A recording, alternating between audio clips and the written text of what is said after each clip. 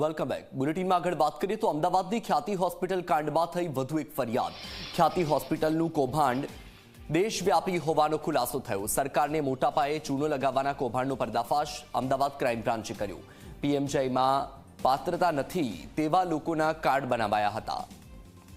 ઈચ્છો એ લોકોના PMJ card બનાવતા હતા અને પાત્રતા ચકાસ્યા વિના કે દસ્તાવેજ વિના આ કાર્ડ બનાવતા હતા. પૈસા આપો અને કાર્ડ તૈયાર મળી જતા.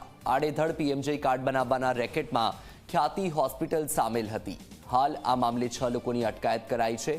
અમદાવાદ સાથે ગુજરાત અને દેશભરમાં આ કૌભાંડ થતી હોવાની આશંકા.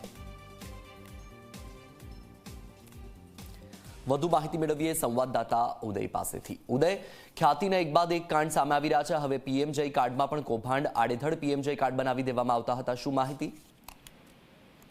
વત્સલ, જો વાત કરવામાં આવે ખ્યાતિ હોસ્પિટલનું કૌભાંડ જે છે માત્ર હવે અમદાવાદ કે ગુજરાત પૂરતું નથી રહ્યું, પરંતુ દેશવ્યાપી બની ચૂક્યું છે. કારણ કે આવા જ પ્રકારનું કૌભાંડ અને આ ખ્યાતિ હોસ્પિટલની અંદર જે પીએમજેવાયના જે કાર્ડ કઢાવવામાં આવતા હતા, જે સારવાર માટેના, આ કાર્ડ કોઈ પણ વ્યક્તિઓને આપવામાં આવતા હતા. આ પ્રકારની માહિતીઓને તપાસની અંદર અમદાવાદ ક્રાઇમ બ્રાન્ચની તપાસની અંદર બહાર આવ્યું છે. ત્યારે વધુ એક ફરિયાદ અમદાવાદ ક્રાઇમ બ્રાન્ચે નોંધી કુલ 6 આરોપીઓની અત્યારે અટકાયત કરી છે અને સાંજ સુધીમાં તેની ધરપકડ કરવામાં આવશે.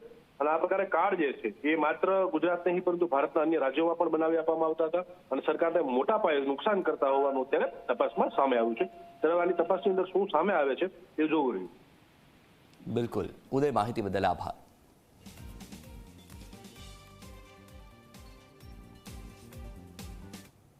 હવે વાત કરીશું વિનાશકારી વિકાસની.